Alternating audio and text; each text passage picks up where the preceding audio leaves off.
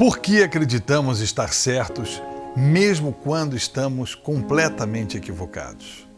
A resposta a essa questão está na evolução, que nos lapidou para a sobrevivência, mas não para a busca da verdade.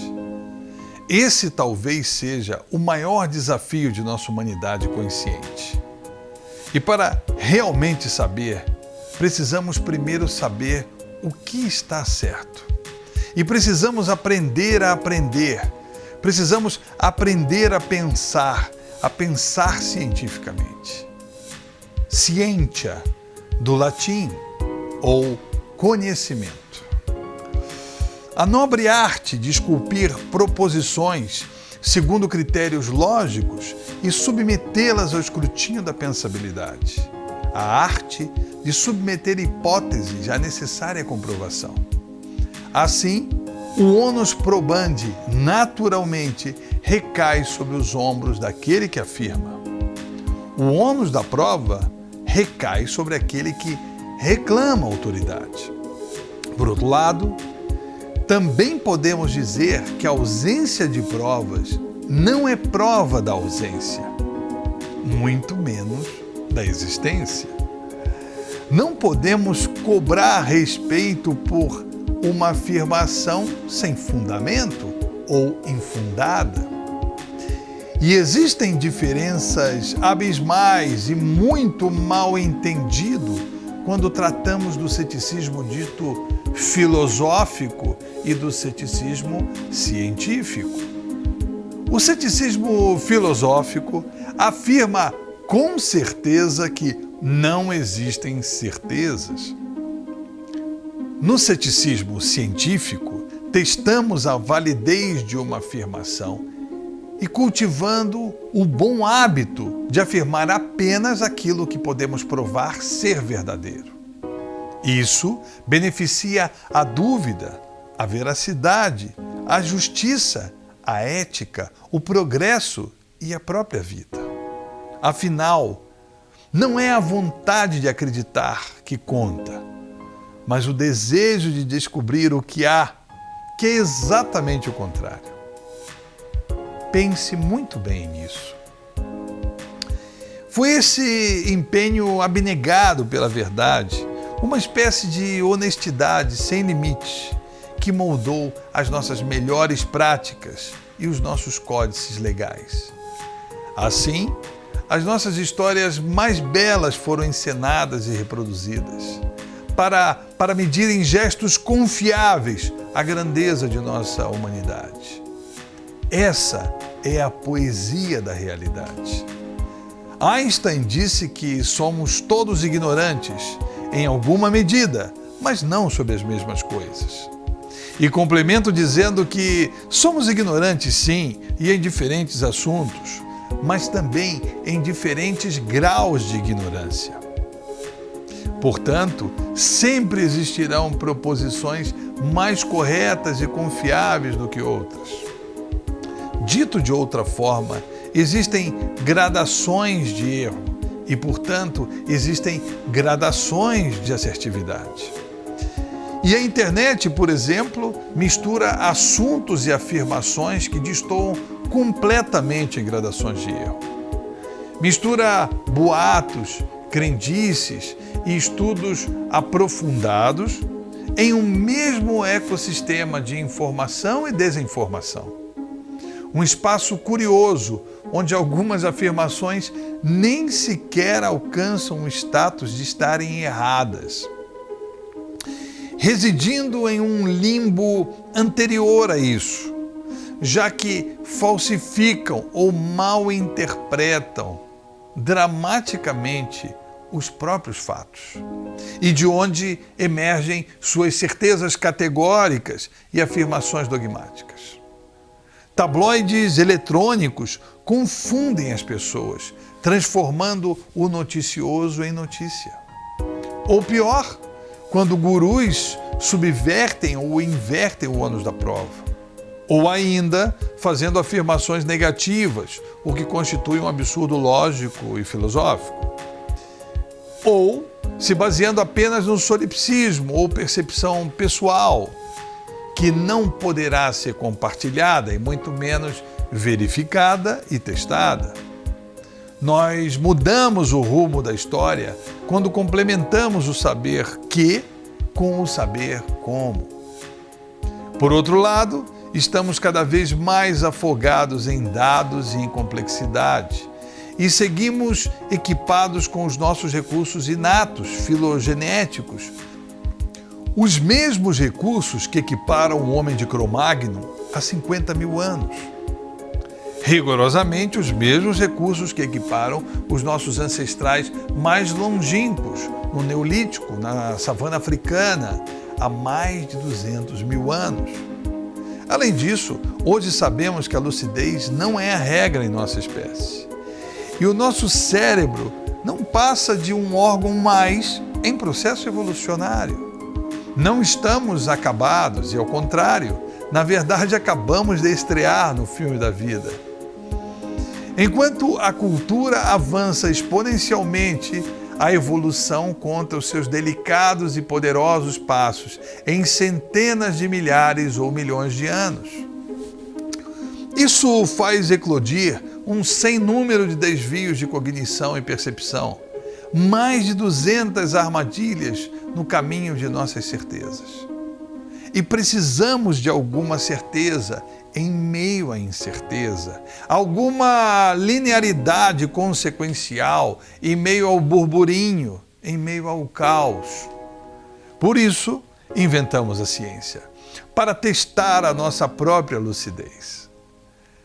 Devemos ainda celebrar o instinto da linguagem, que nos permitiu uma arte marcial e da qual derivam todas as nossas artes intelectuais, a linguística. Portanto, poderíamos dizer que nós pensamos com a linguagem. Assim, fomos catapultados exponencialmente ao presente, ao advento da cultura moderna. Com a agricultura no preâmbulo da civilização e mesmo antes desse tempo, passamos a reconhecer a importância da previsibilidade, da inferência. Foi assim que descobrimos o maior propósito de nosso aparato neuropsicológico, a previsão. Descobriríamos também os seus limites e, portanto, maravilhosamente imperfeitos. Esse foi o tempo das superstições e hoje vivemos o tempo da neurociência. Afinal, nós somos o nosso cérebro.